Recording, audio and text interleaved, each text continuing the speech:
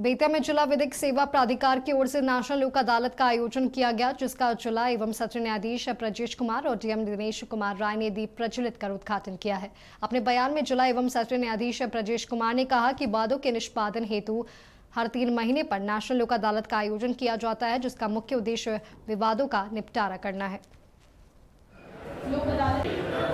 लोक अदालत के सुविधाओं और फायदों से हम सब परिचित हैं। यहाँ न्याय शुल्क नहीं है, यहाँ त्वरित न्याय है। आज एक दिन में जो पक्षकारगण आएंगे अपने वाद का निष्पादन आज के आज पा लेंगे। अगली बार जो हम लोग कार्यक्रम करेंगे उसको कैसे व्यापक तौर पर इसको बनाया जाए, कैसे बेहतर किया जाए, तो उसके लिए भी हम लोग कार्यक्रम करेंगे। और जहाँ हमारे बैंकर्स हैं, बैंक के अधिकारी आए हुए हैं, काफ़ी अभिरुचि लेते हैं, और अन्य भी बैंकों के अलावा हम लोग का अगली लोक अदालत में प्रयास रहेगा, चाहे वो न्यायिक प्रक्रिया के चलते हो, डिस्ट्रिक्ट एडमिनिस्ट्रेशन के लापरवाही के चलते हो, या किसी की अभिरुचि नहीं लेने के कारण हो, तो इस पर जिला एवं सत्र न्यायाधीश महोदय से कल विस्तार से बातें हुई हैं।